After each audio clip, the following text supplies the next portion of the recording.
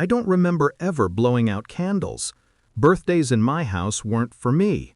They were just another day of cleaning, cooking, serving. I was the family's silent machine, the one who fixed, carried, arranged. My parents said I should be grateful they let me stay. My brother said I was born to make up for his laziness. My wife? She just went along with them. 3 years ago, on my 35th birthday, they proved what I really was: disposable. That morning, I'd cooked their breakfast as usual. No one said a word. My wife kissed her phone, not me. My parents were dressing up. My brother whistled on his way out. "Where are you all going?" I asked, knowing the answer. "Oh, we got invited to a party," my wife said, flashing her phone. "Didn't want to miss it. Having so much fun, I forgot your birthday." She laughed like it was a joke. Then they left. No message, no call, no apology. Just silence, broken by the sound of my own breathing.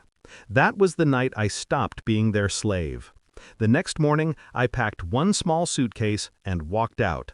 No one stopped me. Why would they? The house still had someone to cook, clean, pay bills. My brother's new girlfriend had already moved in.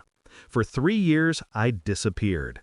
Changed cities, changed my name, worked in silence, built something they'd never imagine. I studied what they never wanted me to know: money, ownership, control. I learned how power hides behind papers, signatures, and digital traces. I didn't want revenge, at least not at first. But then I saw them again. 3 years later, a real estate article caught my eye. The Patel family expands their business empire with new property. My parents, my brother, my wife, still there, smiling in the photo beside them. They were richer now, and I knew exactly how. My old savings, the inheritance from my late grandfather, it had vanished right after I left. I checked the records. The accounts were still under my name, but someone had transferred everything.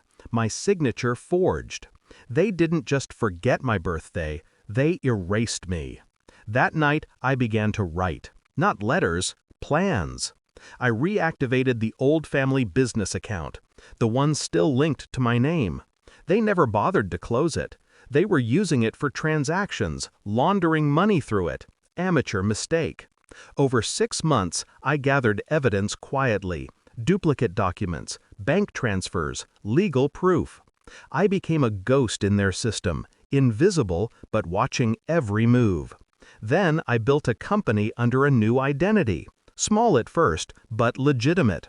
I hired a forensic accountant and a lawyer. Both owed me favors.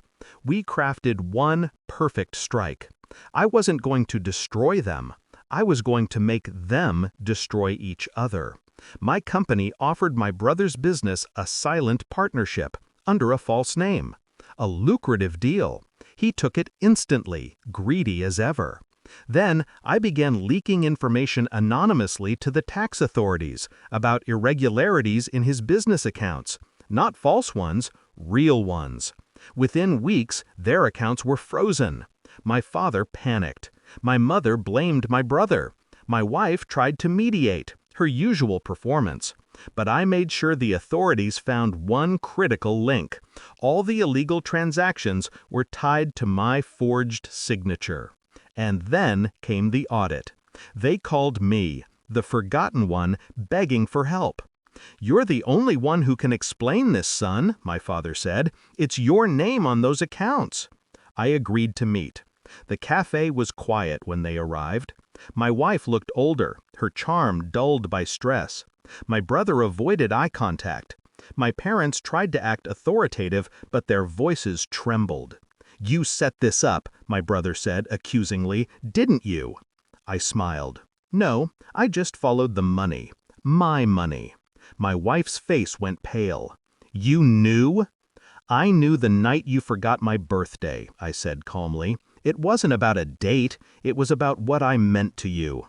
"Nothing." My father slammed the table. "You think this makes you better than us?" I leaned forward. "No, it just makes me free." Then I placed the final document on the table, the transfer papers.